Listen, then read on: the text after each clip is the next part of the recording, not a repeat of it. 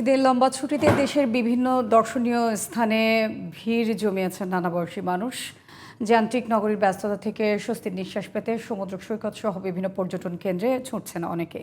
চট্টগ্রাম, নারায়ণগঞ্জ, কুমিল্লা, কুয়াকাটা ও ভৈরব প্রতিনিধির পাঠানো রিপোর্ট জানাচ্ছেন সোহেল আহমদ। ঈদের দ্বিতীয় দিনে দর্শনার্থীদের পদচারণায় মুখর হয়ে উঠেছে চট্টগ্রামের বিনোদন কেন্দ্রগুলো।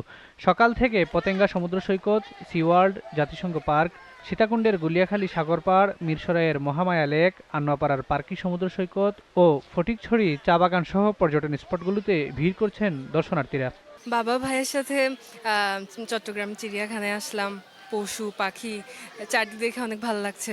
বাঘ, সিংহ এদিকে আছে, জলহস্তী, হরিণ, সবকিছু দেখে মোটামুটি খুব ভালো লাগছে। মানে বাচ্চারা প্রচুর খুশি, বাচ্চাদের খুশি দেখে আমারও অনেক খুশি লাগতেছে।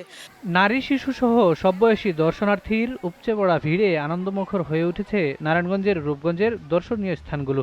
ঈদ উপলক্ষে বিনোদন কেন্দ্রগুলোও সেজেছে নতুন সাজে। সারা বছর কর্মতায় ব্যস্ত থাকি, এই সময়টা ছুটি পাই, আমরা এদের মধ্যে ঘুরতে আসছি। অনেক জায়গায় ঘুরলাম, এখানে আবহাওয়া অনেক ভালোই লাগতেছে, জায়গাটা খুবই ভালো।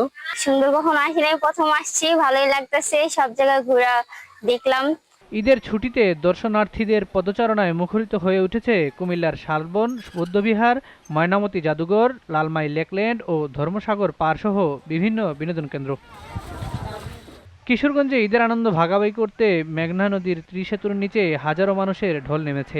দর্শনার্থীদের কেউ স্পিডবোট, নৌকা ভ্রমণ, আবার কেউ বা চরকি, নাগরদোলায় চড়ে আনন্দ উপভোগ করছেন।